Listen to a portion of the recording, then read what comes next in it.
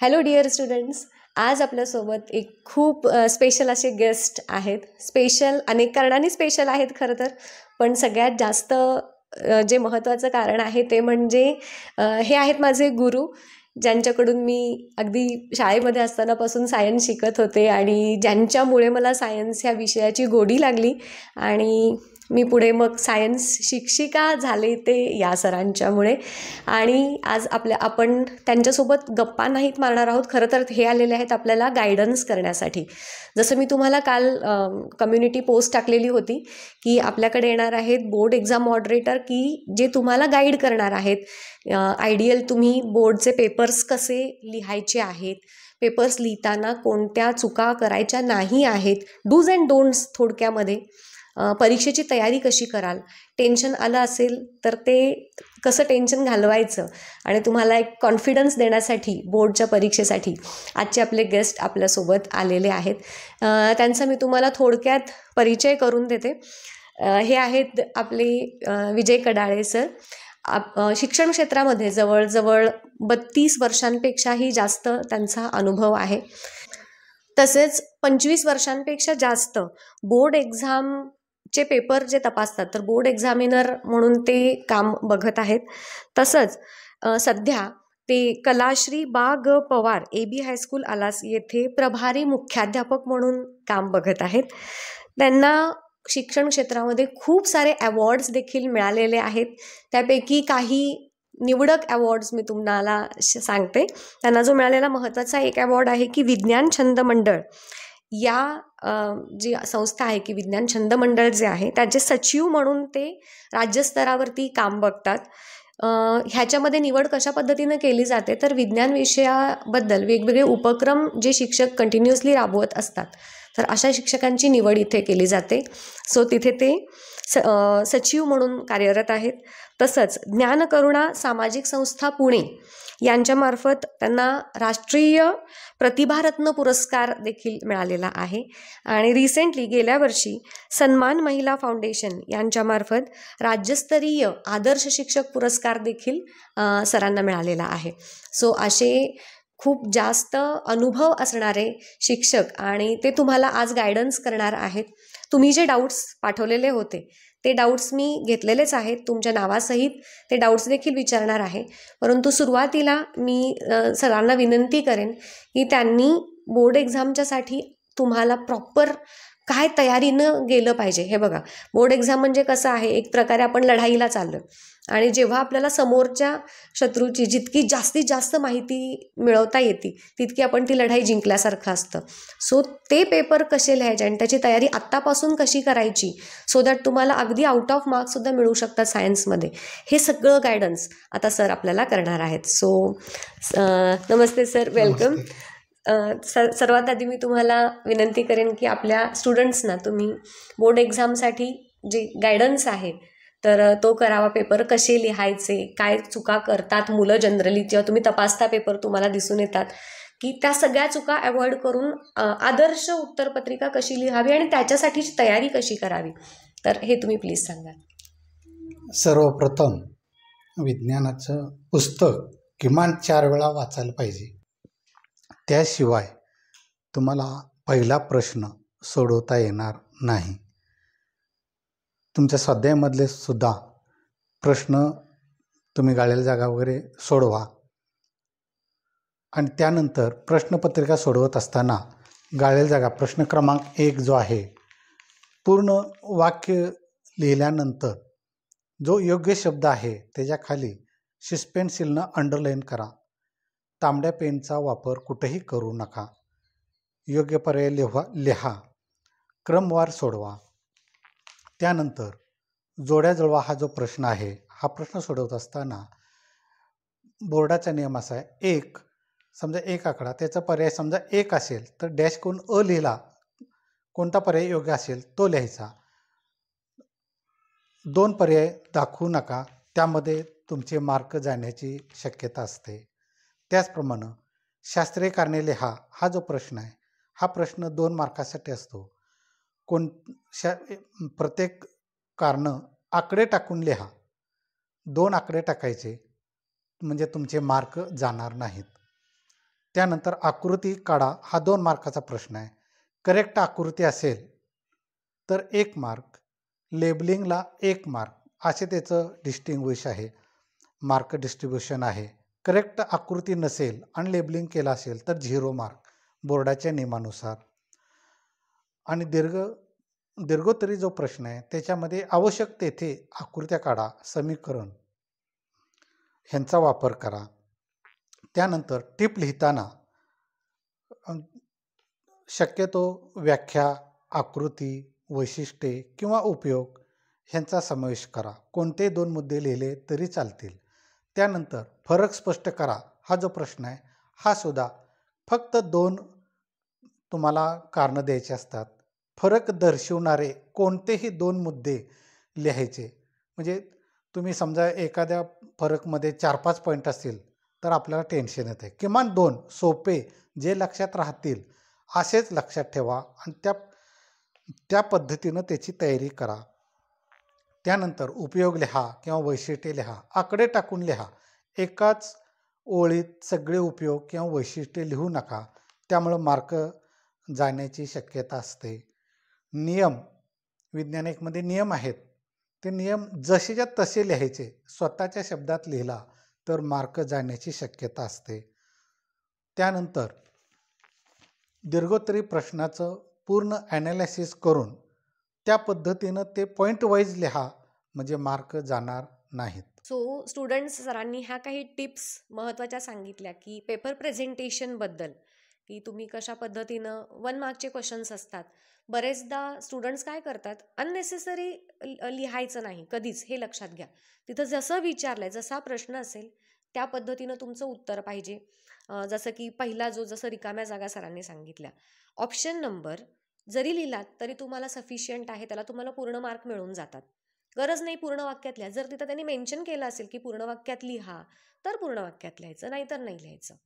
जोड्याजुळाचा जो प्रश्न असतो त्याच्यामध्ये पण त्यांनी कसं सांगितलं की एक कॉलम जो तुमचा ए असतो त्याच्या समोर लिहायचं, ना की क्रॉस. बरोबर, हे दुसरं झालं. त्यानंतर 2 मार्कचे जे प्रश्न असतात त्यासाठी 4 पॉईंट्स हे मिनिमम लागतात आपल्याला. सो ते 4 पॉईंट वाईज लिहायचं, हे लक्षात ठेवा. निबंधासारखं लिहायचं नाही. आणि त्यातले कीवर्ड्सना तुम्ही अंडरलाईन करू शकता, बट पेन्सिल न करायचं. 3 मार्कांचा प्रश्न असतो, तिथे तुम्हाला कमीत कमी 6 मुद्दे. हां, आता काही प्रश्न असे असतात की जिथे 6 पॉईंट होऊ शकत नाहीत. तिथे जेवढे मॅक्सिमम तुम्हाला लिहिता येतील तेवढे तुम्ही लिहायचे. हे बेसिक झाले सरांच्याकडून सूचना. आता मी तुमच्या प्रश्नांच्याकडे वळते. मी जसं काल पोस्ट टाकली होती, तुम्ही बऱ्याच जणांनी प्रश्न विचारले होते. मी तुमच्या नावांसहित प्रश्न विचारते, सर त्याची उत्तर देतील तुम्हाला, है ना. सो पहिला प्रश्न आहे, एक्सरसाइज जे आहे तर त्यातले प्रश्न हे इम्पॉर्टंट आहेत का, असे 2-3 मुलांचे प्रश्न होते. सो ह्याच्यावरती सर तुमचं काय सांगणं असेल मुलांना? 50% इम्पॉर्टंट आहे, कारण त्यातल्या बऱ्याचशा आकृत्या आहेत. काही प्रश्न ते आपण सोडवत नाही, फ्लो चार्ट वगैरे, आणि नेमकं तेच विचारलं जातं आहे. तर त्याची पूर्ण एक्झरसाइजची पूर्ण तयारी करायची, म्हणजे ते ऑप्शनला ठेवू नका. ओके, म्हणजे गर्ल्स तुम्हाला एक लक्षात आलं का बघा, की ॲटलिस्ट म्हणजे आता 2 कॅटेगरी आहेत स्टुडंटच्या. एक ज्यांची अजिबातच तयारी झाली नाही आहे आणि एक जे आउट ऑफ मार्क्स मिळवण्याच्या मागे आहेत. सो जी पहिली कॅटेगरी आहे, ज्यांना पास तरी होऊ का नाही याची भीती वाटते, त्यांनी ॲटलिस्ट एक्सरसाइजचे प्रश्न केले तरी सर माझ्या मते ते चांगल्या मार्कांनी पास होतील, है ना. सो ह्या प्रश्नाचं उत्तर मिळालं. जी पहिली कॅटेगरी आहे, ज्यांना भीती वाटते मला पास होईल का नाही, त्यांनी फक्त एक्सरसाइजमधले क्वेश्चन्स करा, छान मार्कानं पास व्हाल. ओके. दुसरा प्रश्न, 5 मार्काचे जे प्रश्न असतात त्यांच्यासाठीची आणि MCQ ह्यांची तयारी कशी करावी, असा एक प्रश्न होता. माझ्या मते सरांनी MCQ बद्दल तर सांगितलेलंच आहे. सर तुम्ही काय सांगाल ह्याच्याबद्दल? MCQ बद्दल पूर्ण पुस्तकाचं वाचन पाहिजे, बारीक अगदी, आणि तुम्ही स्वतः ते अंडरलाईन करून ठेवा. पुस्तकाचं वाचन असल्याशिवाय तुम्हाला पहिला प्रश्न सोडवता येणार नाही. आणि ज्या विद्यार्थ्याला पहिल्या प्रश्नात जास्त मार्क असतात त्याचे ॲटोमॅटिक मार्क वाढत जातात. बरोबर. तुम्ही जर PYQs बघितले असतील तर तुमच्या एक गोष्ट लक्षात आली असेल की दरवर्षी एखादा तरी प्रश्न असा असतो की जो असा कुठला तरी कोपऱ्यातनं काढलेला असतो, आणि ज्यांचं थरली रिडिंग आहे टेक्स्टबुकचं त्यांनाच त्याचं उत्तर लिहिता येतं. जसं गेल्या वर्षी कॅपॅसिटी विचारलेली होती आय थिंक डॅमची वगैरे. सो ते प्रश्न आपण असंच सोडून देतो आणि नेमकं तशा प्रकारचे प्रश्न विचारले जातात. आणि ज्यांचं थरली रिडिंग नाही त्या मुलांना ह्याचं उत्तर देता येत नाही. त्यामुळं आउट ऑफ स्कोअर करण्यासाठी तुम्हाला 3 ते 4 वेळा तरी कमीत कमी आत्तापासून व्यवस्थित वर्ड टू वर्ड पुस्तकाचा रिडिंग झालं पाहिजे. आणि त्यातले कीवर्ड्स किंवा जे महत्त्वाचे पॉईंट्स आहेत त्याला जसं सरांनी सांगितलं हायलाईट करून ठेवा, आणि जेणेकरून तुम्हाला ते पुढच्या वेळेस लक्षात येईल वाचताना. आणि 5 मार्कांसाठी 5 मार्कांच्यासाठी प्रश्नाचं ॲनालिसिस करा, त्या पॉईंटनुसार त्याचं उत्तर लिहा. कुठलंही म्हणजे आपल्या शब्दात लिहू नका. आकृतीत विचारले असेल तर आकृती काढा, नियम असेल तर नियम लिहा, उपयोग असेल तर उपयोग. त्या प्रश्नाचं ॲनालिसिस करून पॉईंट वाईज त्याचं तुम्ही लिखाण करा, कुठेही मार्क जाणार नाही. व्याख्या किंवा नियम लिहिताना आणखीन एक सूचना, तुमच्या शब्दात लिहायचा प्रयत्न करू नका, मार्क जाणार. पुस्तकात जशी व्याख्या किंवा जसा नियम दिला आहे तसाच तुम्ही नियम किंवा व्याख्या लिहिणं हे अपेक्षित आहे.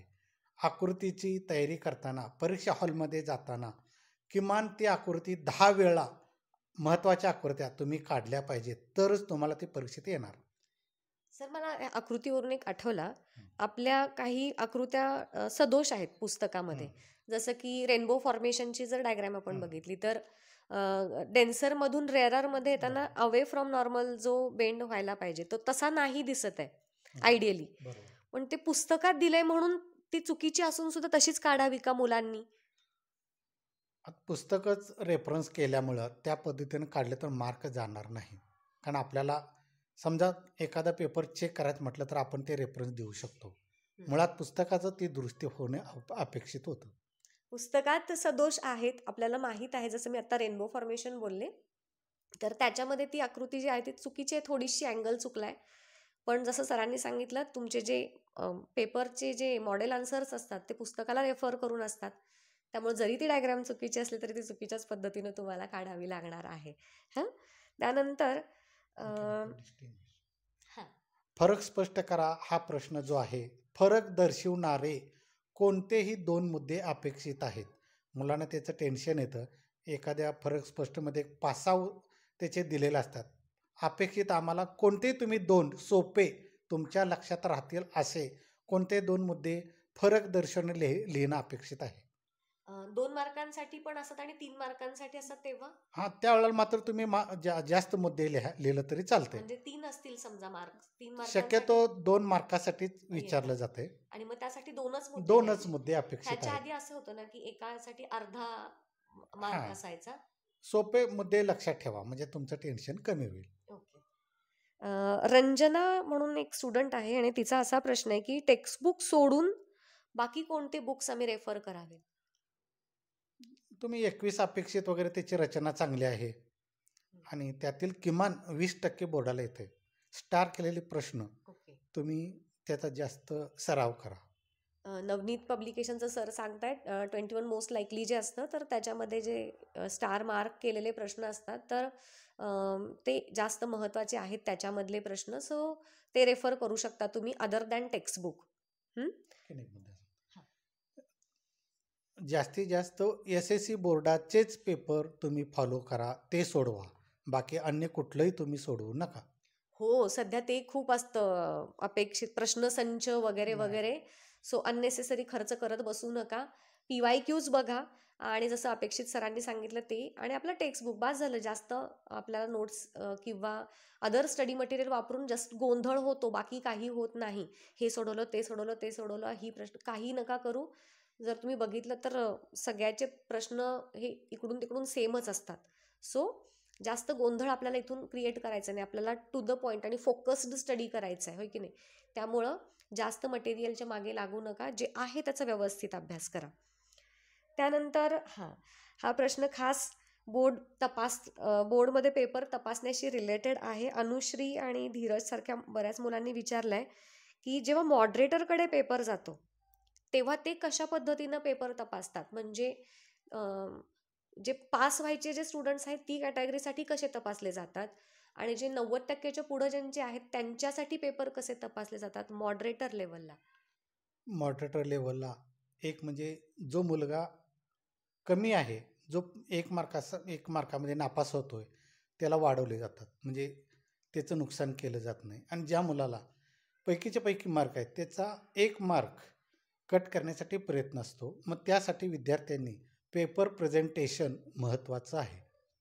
तो मुलगा क्रमवार प्रश्न सोडवलेला आहे काय हे बघितलं जातं. मग समजा क्रमवार नसेल तर पण त्याचे बरोबर आहे. हां, मग थोडंसं अर्धा मार्क कट केला जातो, म्हणजे त्याचं पैकीच्या पैकीचं उद्दिष्ट पूर्ण होऊ शकत नाही. म्हणजे बघा, तुम्ही आउट ऑफच्या तयारीनं जर तयारीसाठी जर ह्या बघत असाल व्हिडिओ आणि त्यासाठीचे प्रयत्न करत असाल, तर तुम्ही सिक्वेन्सनं प्रश्न सोडवणे. ऑब्व्हियसली मी पण समजा मी एक्झामिनर आहे आणि एका मुलानं क्वेश्चन नंबर 2A लिहिलाय आणि लगेच 2B लिहिलाय, परत 2A लिहिलाय, मध्येच 3 लिहिलाय, मध्येच पहिल्या प्रश्नाकडे आलाय, असं जर तुम्ही लिहिलं असेल तर तुम्ही विचार करा काय होईल त्या एक्झाम. त्यांना काही एक तुमचा पेपर नसतो चेक करायचा, त्यांना असे हजारो पेपर चेक करायचे असतात. त्यामुळं सिक्वेन्स, क्वेश्चनचा सिक्वेन्स, ऑल्सो नंबर पण महत्त्वाचा आहे. म्हणजे तुम्ही क्वेश्चन नंबर जो टाकाल 1 टाकलात आणि समजा 2चं उत्तर लिहिलं तर असं नाही चालायचं. जो तुम्ही त्या क्वेश्चन पेपरमध्ये त्या क्वेश्चनचा जो नंबर आहे तो नंबर टाकून त्याच्या पुढं उत्तर लिहायचं आणि सिक्वेन्स मेंटेन करा. एक झाला की दुसरा, दुसरा झाला की तिसरा, दुसऱ्यातला एकदा, तिसऱ्यातला एकदा असं केलं तर नक्कीच तुमच्या मार्कांच्या वरती ह्याचा निगेटिव्ह इम्पॅक्ट होणार आहे. त्यानंतर आउट ऑफ मार्क कसे मिळवायचे असे खूप स्टुडंटचे प्रश्न आहेत. पेपर प्रेझेंटेशन चांगलं पाहिजे. आकृती काढल्यानंतर त्याला चौकट करा. प्रश्न क्रमांक करेक्ट पाहिजेत. काही मुलं उत्तर बरोबर लिहितात, प्रश्न क्रमांक लिहित नाहीत, चुकून तो राहतो, तिथं मार्क जातात. आणि कुठेही पेपरमध्ये तांबडा पेनचा वापर करायचा नाही, कुठेही आपलं नाव टाकायचं नाही, कुठलंही चिन्ह टाकायचं नाही. ह्या पण सूचना महत्त्वाच्या आहेत. आणि पेन बदलणं पेन बदल झाला असेल, निळीने काही काळी शाई वापरली तर चालते. समजा शाई बदलायचा प्रश्न आला तर तिथं एक्झामिनरची सही घ्या, शक्यतो बदलू नका. स्पेसिफिकली डायग्रॅमच्या तयारीसाठी तुम्ही अजून काही, कारण मी जे बघते, मी जे पेपर चेक वगैरे करते, तर त्यात मला असं दिसून येतं की मुलं ओव्हरऑल डायग्रॅम्स एकतर काढण्याकडे त्यांचा कल नाही आहे आणि जे काढतात ते पण खूप ॲक्युरेट किंवा सुबक ज्या म्हणतो तर तशा नसतात. मग डायग्रॅमसाठी प्रिपरेशन करण्याच्या काही तुम्ही टिप्स सांगाल का? डायग्रामची तयारी करण्यासाठी किमान आपण ती आकृती किमान 10 ते 12 वेळा त्याचं प्रॅक्टिस करा. त्याशिवाय तुम्हाला त्याचा कॉन्फिडन्स येणार नाही. अच्छा. आणि ज्यांना अगदीच नाही जमत त्यांनी डायग्रॅमचा पार्ट स्किप केला तरी चालू शकतं, कारण आय थिंक ऑप्शन असतात त्याला वेगळे वेगळे. समजा मुलांना लेबलिंगचं टेन्शन असेल तर निदान किमान सुबक आकृती काढा, त्यातले 50% मार्क तुम्हाला मिळतील. ओके, म्हणजे नावं जरी लक्षात राहत नाहीत पण डायग्रॅम येते. उलटं नाही करायचं हं. म्हणजे नावं व्यवस्थित लिहिलीत आणि डायग्रॅम नाही काढली तर 0 मार्क. पण तेच तुम्ही डायग्रॅम काढली पण नावं नाही लिहिलं तरी तुम्हाला त्याच्यामध्ये हाफ, म्हणजे जे 50% मार्क तरी त्या डायग्रॅमचे मिळू शकतात. ही एक टेक्निक लक्षात ठेवा. त्यानंतर मोनाली नावाची जी स्टुडंट आहे तिचा खूपच, म्हणजे आय थिंक खरं तर हा सगळ्याच मुलांचा प्रश्न असला पाहिजे की मायक्रोबायोलॉजी आणि बायोटेक्नॉलॉजी हे जे चॅप्टर्स आहेत त्याच्यात तिची मायक्रोबची नावं आहेत ती खूप डेंजरस आहेत असं तिनं कमेंट केली होती, आणि त्याच्याबद्दल काही टेक्निक असेल तर सांगाल का? विनोदी पद्धतीनं आपण ते नाव लक्षात ठेवण्याचा प्रयत्न करा शक्यतो. हां, अशी काहीतरी टेक्निक बनवायची. जसं की बघा, काही मायक्रोबची नावं ही बऱ्याचशा ह्याच्यासाठी सेम आहेत. म्हणजे कॉफीच्या प्रोडक्शनसाठी असेल किंवा कोको पावडरच्या प्रोडक्शनसाठी असेल, किंवा असे काही मायक्रोब्स आहेत की जे 2 वेगवेगळ्या ठिकाणी सेम मायक्रोब यूज केले जातात, किंवा काही प्रोसेसेस अशा आहेत की जिथे वेगवेगळे मायक्रोब्सपासून मिळणारं प्रोडक्ट सेम आहे. असे त्याचे चार्ट आहेत. तर त्याचा तुम्ही कंपॅरेटिव्ह स्टडीज खरं तर केला पाहिजे की कशामध्ये सिमिलॅरिटीज आहेत, कशामध्ये डिफरन्सेस आहेत, सेम मायक्रोब कुठं कुठं यूज केला जातो. हा एक झाला. आणि वेगवेगळ्या प्रोसेसमध्ये जे यूज केले जातात मायक्रोब त्याच्यामध्ये काय नावामध्ये काहीतरी साधर्म्य असतं, बरोबर की नाही? सो त्या पद्धतीनं तुम्ही, ही एक टेक्निक असू शकते की ज्याच्या थ्रू तुम्ही हे मायक्रोबची नेम्स लक्षात ठेवू शकता. त्यानंतर 1 मार्क क्वेश्चनची तयारी, अनुश्रीचा प्रश्न होता, त्याचं सरांनी ऑलरेडी उत्तर दिलेलं आहे की 1 मार्कच्या क्वेश्चनसाठी तुम्हाला थरली टेक्स्टबुक रिडिंग करायचं आहे 3 ते 4 वेळा कमीत कमी. त्यानंतर ब्रॉड आन्सरचे क्वेश्चन्स कसे लर्न करू असा प्रश्न विचारलाय तन्मय नावाच्या स्टुडंटनी. तुमच्या स्वाध्यायामध्ये तसे जर प्रश्न असतील पूर्ण त्या चॅप्टरचा अभ्यास करून शक्यतो व्याख्या आकृती यांचा समावेश तुम्ही ते प्रॅक्टिस करून स्टार केलेले जे प्रश्न आहेत 21 अपेक्षितमध्ये वगैरे तर ते तुम्ही फॉलोअप करा. आणि गाईज मी तुम्हाला ह्याच्यासाठीच एक टेक्निक पण सांगितलेली होती की कीवर्ड्स लक्षात ठेवायचे. प्रत्येक सेंटेन्समध्ये एक कीवर्ड असतो, तर तो कीवर्ड लक्षात ठेवायचा आणि त्याच्यावरून तुम्ही तुमचे सेंटेन्सेस बिल्ड करू शकता. सर माझ्या मते ब्रॉड आन्सरमध्ये तुम्ही स्वतःची लँग्वेज यूज करू शकता, कीवर्ड्स जे लक्षात राहिले आपल्याला आणि त्याच्यावरून आपण आपले सेंटेन्स बिल्ड केले तर तिथं मार्क नाहीत कट होत, हो ना. शक्यतो होणार नाहीत पण पैकीच्या पैकी मार्क काढणाऱ्या विद्यार्थ्यांचा विचार केला जातो. हां, मग त्याच्यामध्ये त्यांच्याकडे ऑलरेडी ती स्किल असतेच की त्या वर्ड्सवरून तुम्ही ते प्रॉपर सेंटेन्स बिल्ड करू शकतात. बरोबर जे आउट ऑफ मार्क्स मिळवणारे स्टुडंट असतात त्यांच्याकडे बऱ्यापैकी ती स्किल असते. सो तिथं त्यांना त्याचा उपयोग होऊ शकतो. सो ब्रॉड आन्सरसाठी हीच टेक्निक आहे की एक तर तुम्ही पाठांतर सगळं नाही करू शकत, त्यामुळं कीवर्ड्स लक्षात ठेवा. प्रत्येक सेंटेन्समधला कीवर्ड लक्षात ठेवा, तो बाजूला लिहून ठेवा हवा तर, आणि त्याच्यावरून तुमचे सेंटेन्सेस बिल्ड करा. त्यानंतर 2 मंथ्समध्ये कशी तयारी करू की जेणेकरून मला 95% तरी मार्क मिळाले पाहिजेत. योगिता आणि धीरज, अनुश्री अशा बऱ्याच स्टुडंटचा प्रश्न आहे. तुम्ही जितक्या जास्त प्रश्नपत्रिका सोडवाल तितकं तुमचं मार्क ग्रोथ होणार आहे. आणि तेच प्रश्नपत्रिका तुम्ही फॉलोअप करा, वाचन करा. तेच प्रश्न रिपीट झालेले असतात. आपण तिकडं दुर्लक्ष करू नका. म्हणजे तुमची आता ह्या स्टेजला प्रिपरेशन झालेली आहे असं गृहीत धरण्यात येईल. आणि ऑब्व्हियसली तुमच्या शाळेंमध्ये आता प्रिलिम्स वगैरे सुरू होतील. सो त्या प्रिलिम्स जस्ट सोडवायच्या म्हणून नका सोडू. जसं सरांनी सांगितलं की त्यातल्या जेवढी तुमची प्रॅक्टिस होईल रायटिंगची, ऑल्सो हे प्रॅक्टिस करत असताना माझं थोडंसं पुढं जाऊन असं सांगणं असेल की वेळ लावून प्रॅक्टिस करा पेपर सॉल्व्ह करायची, की जेणेकरून तुम्हाला अंदाज येईल की आपला पेपर कसा कव्हर होतोय किती वेळात. आणि टाईम मॅनेजमेंट ही पण खरं तर खूप महत्त्वाची फॅक्टर आहे. मी बघते काही स्टुडंट्स असे असतात 2 मार्काच्या प्रश्नाचं उत्तर सुद्धा पानभर लिहितात अननेसेसरी, जिथे वेळ जातो आणि मग तो वेळ पुढं 5 मार्कांच्या प्रश्नाच्या उत्तरासाठी मिळत नाही.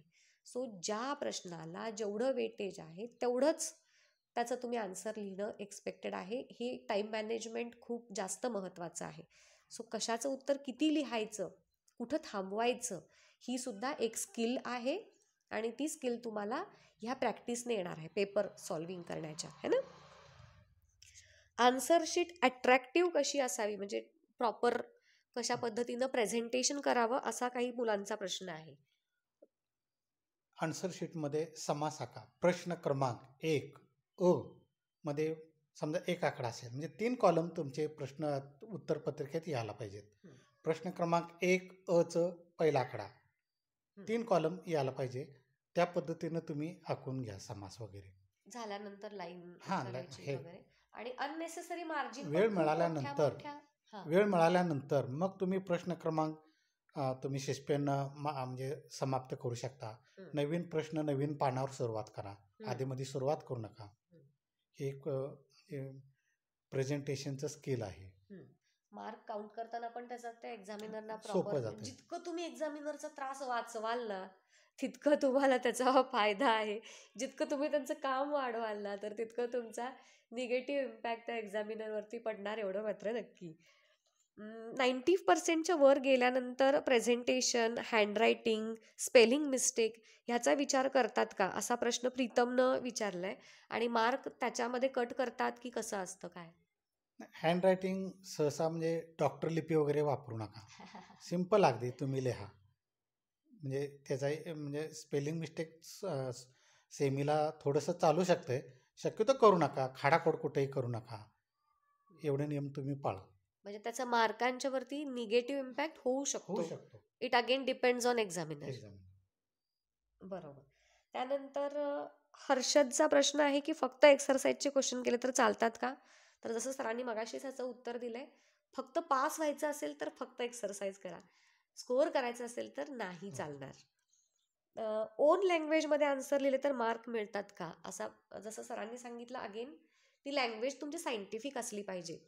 म्हणजे मराठीचे कसं तुम्ही लिहिता ज्या पद्धतीनं तशा पद्धतीची लँग्वेज तुम्हाला सायन्समध्ये नाही चालणार. ते स्पेसिफिक शब्द हे तुमच्या उत्तरात आलेच पाहिजेत. ओन सेंटेन्स तुम्ही बिल्ड करा, नो डाऊट, पण त्याच्यात ते शब्द जे वापराल ना तर ते शास्त्रीय वापरा, एवढी काळजी घ्या. त्यानंतर स्पेलिंग मिस्टेकचे मार्क्स शक्यतो कट होत नाहीत. आणि पेपर लिहिताना काळजी काय घ्यायची, असा एक प्रश्न शेवटचा आहे हा.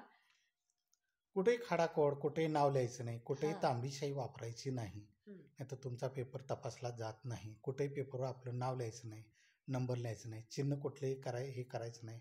पेपर स्वच्छ असला पाहिजे.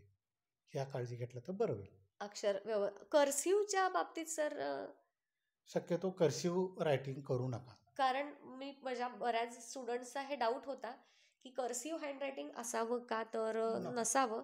कारण इवन मला सुद्धा काही खूप कर्सिव्ह वगैरे वाचता येत नाही. आणि मग असे एक्झामिनर असतात बरेचदा की जे खूप त्यांचं वय असतं आणि म्हणजे ते गरज नाही ना की ते इंग्लिश मीडियममधून आहेत का ते कर्सिव्ह त्यांना, they are not comfortable in reading cursive writing. So मग तिथं तुमच्या मार्कवरती इम्पॅक्ट होऊ शकतो. सो तुमच्यापैकी जे स्पेसिफिकली इंग्लिश मीडियमचे स्टुडंट्स आहात आणि जर तुम्हाला कर्सिव्ह रायटिंगमध्येच लिहायची सवय असेल तर ती आता 2 महिन्याच्या स्पॅनमध्ये ती मोडून टाका आणि प्रॉपर व्यवस्थित वाचता येईल अशा हँडरायटिंगमध्ये आणि भाषेमध्ये तुमचे आन्सर्स लिहा की जेणेकरून परत अगेन निगेटिव्ह इम्पॅक्ट तुमच्या मार्कांच्यावरती होणार नाही. सो आणखीन एक शेवट, हां तुम्हाला सुबक आकृती काढायची असेल तर पॉइंटेड सस्पेन्सिल्स असतात ना, हां त्याचा वापर करा. करेक्ट आकृती येते आणि येस, आकृत्या आकर्षक येतात. आकृत्या. आणि जसं तुम्ही मगाशी बोललात ॲरो करताना पण ॲरो करताना जो भाग दाखवायचा आहे तिकडं ॲरो पाहिजे. म्हणजे भागाकडून नावाकडे नाही ॲरो, हां, नावाकडून त्या भागाकडे ॲरो. ही हे छोटीशी बघा म्हणजे किती बारकाईनं विचार केला जातो. तर तेही एक गोष्ट तुम्ही लक्षात ठेवा. ठीक आहे ओके. सर. सो तुम्ही खूप जास्त छान गायडन्स दिलेला आहे आमच्या मुलांना आणि तुमचा खूप बहुमूल्य असा वेळ दिल्याबद्दल मी आपल्या सगळ्यांच्या तर्फे तुमचा मनापासून धन्यवाद तुम्हाला. आणि असेच तुमचा गायडन्स आमच्या मुलांना नेहमी वरचेवर मिळत राहो अशी अपेक्षा करते. आणि है ना, थांबूया तिथेच. Thank you so okay, much. Thank you. Thank you sir.